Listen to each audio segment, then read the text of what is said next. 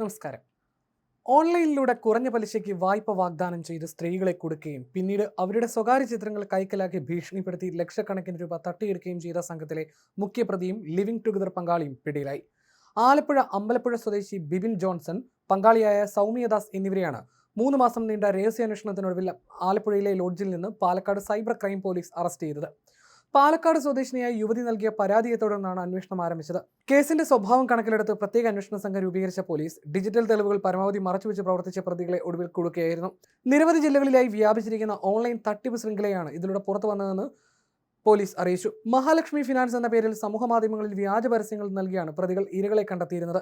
കുറഞ്ഞ പലിശയ്ക്ക് 5 ലക്ഷം രൂപ വരെ വായ്പ ലഭ്യമാക്കുമെന്നായിരുന്നു വാഗ്ദാനം. എന്നാൽ വായ്പ അനുവദിക്കുന്നതിന് മുമ്പ് പ്രോസസ്സിംഗ് ഫീസും ഇൻഷുറൻസ് തുകയും അടയ്ക്കണമെന്ന് ആവശ്യപ്പെടും.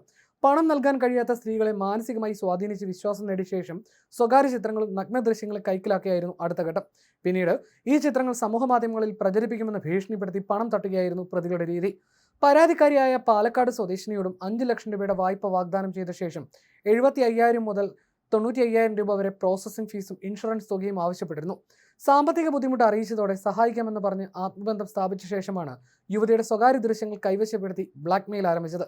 ഇതോടെയാണ് യുവതി പാലക്കാട് സൈബർ ക്രൈം പോലീസിൽ പരാതി നൽകിയത്. ഓൺലൈൻ തട്ടിപ്പ് ലോകത്ത് ഡാർക്ക് വെബ് ബിബിൻ എന്ന പേരിൽ അറിയപ്പെടുന്ന ബിബിൻ ജോൺസന്റെ പേരിൽ നിരവധി ക്രിമിനൽ കേസുകളുണ്ടെന്ന് പോലീസ് പറഞ്ഞു. ATM കവർച്ച, പിടിച്ചുപറി ഉൾപ്പെടെ 7 കേസുകളിൽ ഇയാൾ പ്രതിയാണ്. സൈബർ സാങ്കേതികവിദ്യയും വ്യാജ ഡിജിറ്റൽ ഐഡന്റിറ്റികളും സമർത്ഥമായി ഉപയോഗിച്ചാണ് ഇയാൾ പോലീസിനെ വെട്ടിച്ചിരുന്നത്. വഴിയോര കച്ചവടക്കാരുടെ പേരിൽ സിം കാർഡ് എടുക്കുകയും നിരാലംബരുടെ ബാങ്ക് അക്കൗണ്ടുകൾ ഉപയോഗിക്കുകയായിരുന്നു ഇയാളുടെ രീതി. അന്വേഷണത്തിൽ പോലീസിനെ ഏറ്റവും കൂടുതൽ അമ്പരപ്പിച്ചത് പ്രതികൾ സ്വീകരിച്ച രീതിയായിരുന്നു. സ്വന്തം പേരിലുള്ള സിം കാർഡുകളോ ബാങ്ക് അക്കൗണ്ടുകളോ ഒരിക്കലും ഉപയോഗിച്ചിരുന്നില്ല. വഴിയോര കച്ചവടക്കാരുമായും ക്ഷേത്ര പരിസരങ്ങളിലും തീർത്ഥാടന കേന്ദ്രങ്ങളിലുമുള്ള നിരാലംബരായ വയോധികരുമായും സൗഹൃദം സ്ഥാപിച്ച് ചെറിയ സാമ്പത്തിക സഹായങ്ങൾ നൽകി അവരുടെ പേരിൽ സിം കാർഡുകളും ബാങ്ക് അക്കൗണ്ടുകളും സംഘടിപ്പിക്കുകയായിരുന്നു. വലിയ ചാരിറ്റി പദ്ധതിയിലേക്ക് സഹായം ലഭ്യമാകാനാണെന്ന വ്യാജേന ഇവരുടെ രേഖകൾ കൈവശപ്പെടുത്തി പിന്നീട് അതുപയോഗിച്ചാണ് തട്ടിപ്പ് നടത്തിയിരുന്നത്.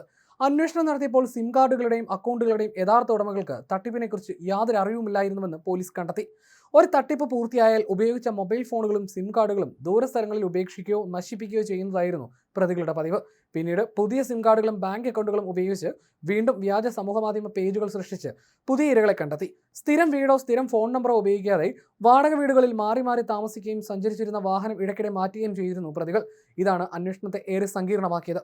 പ്രതികൾ ഉപയോഗിച്ചിരുന്ന വിവിധ നമ്പറുകളുടെ കോൾ റെക്കോർഡുകൾ പരിശോധിച്ചപ്പോൾ സ്ഥിരമായി ഒരേ നമ്പറിലേക്ക് വിളികൾ പോകുന്നതായി പോലീസ് കണ്ടെത്തി. വിശദമായ പരിശോധനയിൽ ആ നമ്പർ ബിബിന്റെ അമ്മയുടേതാണെന്ന് തിരിച്ചറിഞ്ഞതോടെയാണ് അന്വേഷണത്തിൽ നിർണായക വഴിത്തിരിവുണ്ടായത്. തുടർന്ന് ബിബിനെയും പങ്കാളിയായ സൗമ്യയും കേന്ദ്രീകരിച്ച് അന്വേഷണം ശക്തമാക്കി. ഇതിനിടെ പ്രതികൾ മുൻകൂർ ജാമ്യത്തിനായി കോടതിയെ സമീപിച്ചെങ്കിലും അപേക്ഷ തള്ളുകയായിരുന്നു. ജില്ലാ പോലീസ് മേധാവി അബ്ദുൾ റഷീദ് IPSന്റെ നിർദ്ദേശപ്രകാരം DCRP DYSP PK മണിയുടെ മേൽനോട്ടത്തിൽ പ്രത്യേക അന്വേഷണ സംഘം രൂപീകരിച്ചു. Cyber crime inspector Nipun Shankar കെയുടെ നേതൃത്വത്തിലുള്ള സംഘം ഒടുവിൽ വ്യാജ തിരിച്ചറിയൽ രേഖകൾ ഉപയോഗിച്ച് ആലപ്പുഴയിലെ ലോഡ്ജിൽ ഒളിവിൽ കഴിയുകയായിരുന്ന പ്രതികളെ അറസ്റ്റ് ചെയ്യുകയായിരുന്നു. അറസ്റ്റിലായ സൗമ്യ 3 മാസം ഗർഭിണിയാണ്. പ്രാഥമിക അന്വേഷണത്തിൽ തന്നെ കേരളത്തിലെ വിവിധ ജില്ലകളിലായി നിരവധി സ്ത്രീകളുടെ സ്വകാര്യ ചിത്രങ്ങളും നഗ്ന ദൃശ്യങ്ങളും പ്രതികൾ കൈവശപ്പെടുത്തിയതായി കണ്ടെത്തിയിട്ടുണ്ട്. 50 ലക്ഷം രൂപയുടെ വായ്പ വാഗ്ദാനം ചെയ്ത് മറ്റൊരാളിൽ നിന്ന് മാത്രം 10 ലക്ഷം രൂപ പ്രോസസ്സിംഗ് ഫീസിന്റെ പേരിൽ തട്ടിയെടുത്തതായും പോലീസ് അറിയിച്ചു. പാലക്കാട്, ആലപ്പുഴ, തമിഴ്നാട് ഉൾപ്പെടെ വിവിധ സ്ഥലങ്ങളിൽ സമാന രീതിയിലുള്ള തട്ടിപ്പുകൾ നടത്തിയിട്ടുണ്ടെന്നാണ് അന്വേഷണ സംഘത്തിന്റെ കണ്ടെത്തൽ. പ്രതികളെ കസ്റ്റഡിയിൽ ചോദ്യം ചെയ്താൽ കൂടുതൽ ഇരകളെയും കോടിക്കണക്കിന് രൂപയുടെ സാമ്പത്തിക തട്ടിപ്പുകളെയും കുറിച്ചുള്ള വിവരങ്ങൾ പുറത്തുവരാൻ സാധ്യതയുണ്ടെന്ന് സൈബർ ക്രൈം പോലീസ് അറിയിച്ചു. ഓൺലൈൻ വായ്പാ പരസ്യങ്ങളിൽ വിശ്വസിക്കുന്നതിന് മുമ്പ് സ്ഥാപനത്തിന്റെ വിശ്വാസ്യത ഉറപ്പാക്കണമെന്നും പരിചയമില്ലാത്തവർക്ക് സ്വകാര്യ ചിത്രങ്ങളോ വ്യക്തിഗത വിവരങ്ങളോ കൈമാറരുതെന്നും പാലക്കാട് സൈബർ ക്രൈം പോലീസ് പൊതുജനങ്ങൾക്ക് മുന്നറിയിപ്പ് നൽകി.